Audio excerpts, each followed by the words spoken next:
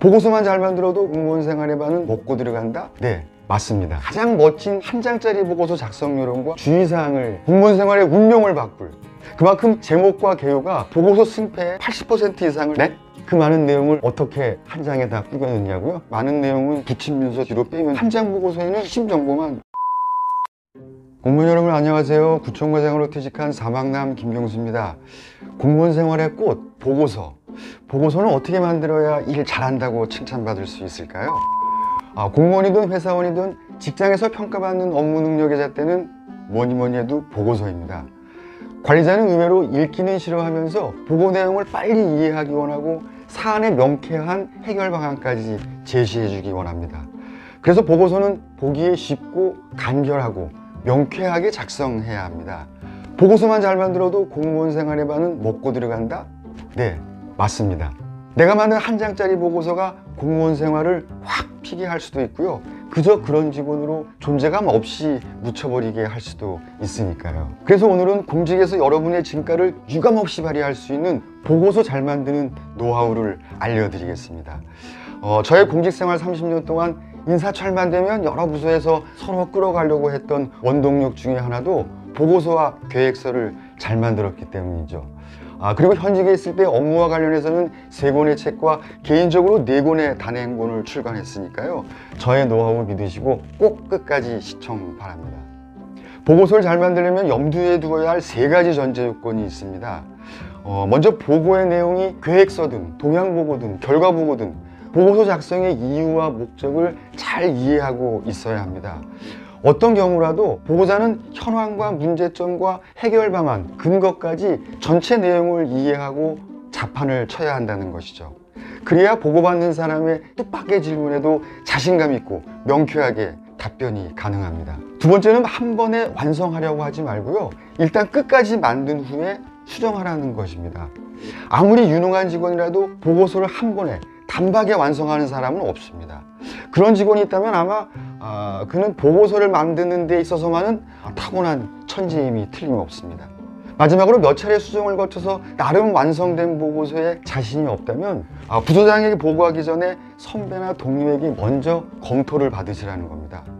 공무원 생활이나 사회생활 경력이 얼마 안 되는 짧은 직원이라면 더욱이 선배의 조언은 필수입니다.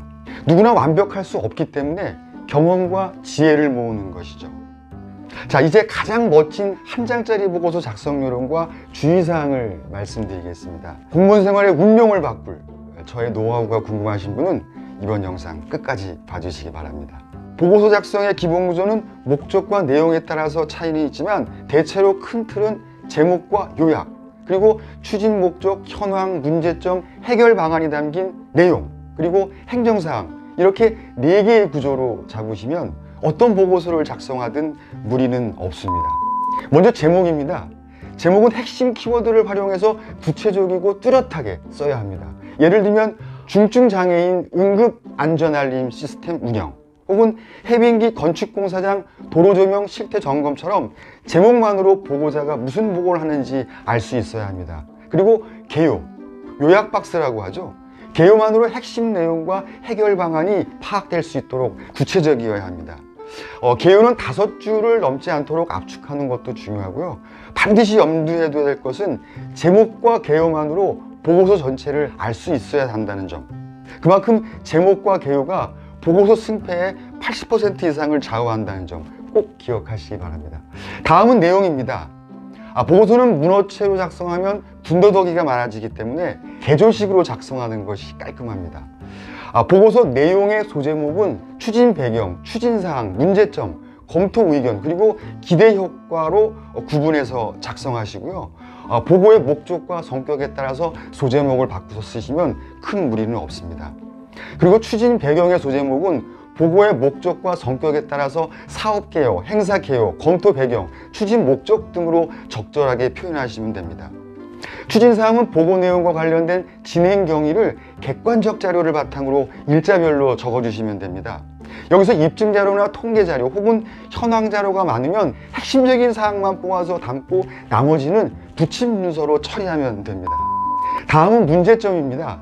문제점은 사안으로 불거진 논란의 대상이면서 이 보고서가 만들어진 이유이기도 하죠. 이해하기 쉽게 뚜렷하고 분명하게 작성해야 합니다. 문제점도 보고의 목적과 성격에 따라서 검토 내용, 발생 원인, 쟁점 사항 등으로 달리 표현하면 됩니다. 그리고 문제점이 있는 보고서는 반드시 검토 의견을 담아야 합니다.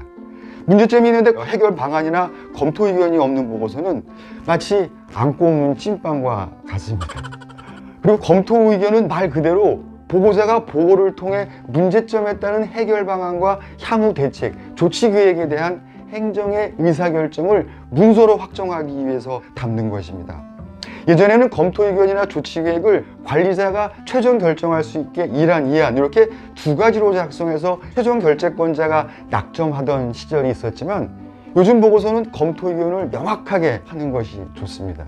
문제점과 해결 방안은 모두 근거와 수치 그리고 통계에 의해야만 신뢰가 높습니다.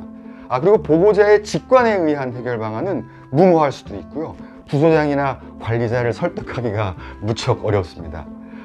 기대 효과는 검토 의견의 실행을 통해서 발생할 수 있는 결과를 미리 예상하는 것입니다. 정량적 혹은 정성적으로 기대 효과를 표현할 수도 있습니다. 하지만 너무 과장하거나 축소하거나 왜곡하는 것은 지양해야 합니다. 보고서 작성의 기본 구조의 마지막 항목은 행정사항인데요. 행정사항은 필요에 따라서 넣거나 뺄 수도 있는 항목입니다.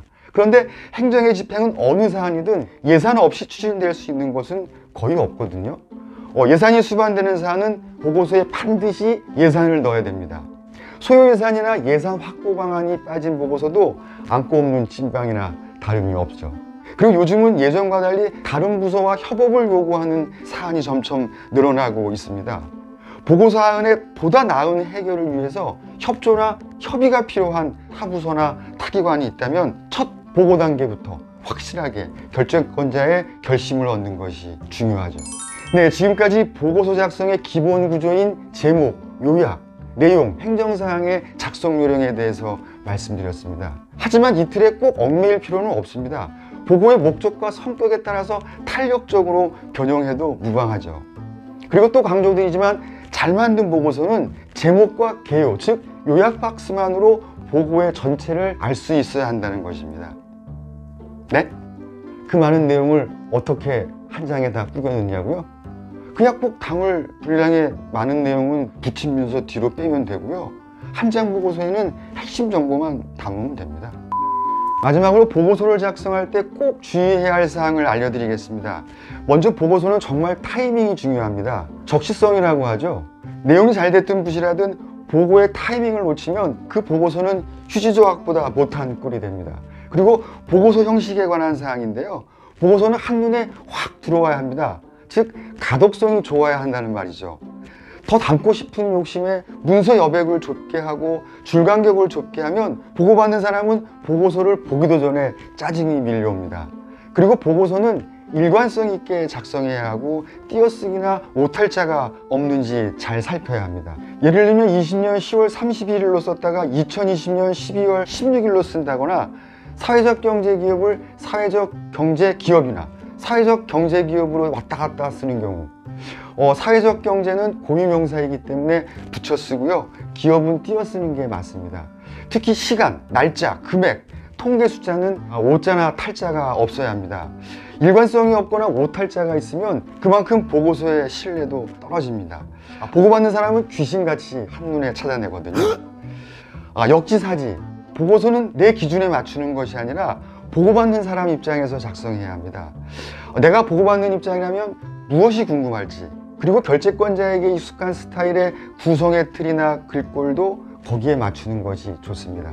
다분히 형식적인 측면이 있지만 보고도 사람과의 관계이니까 어쩔 수 없습니다.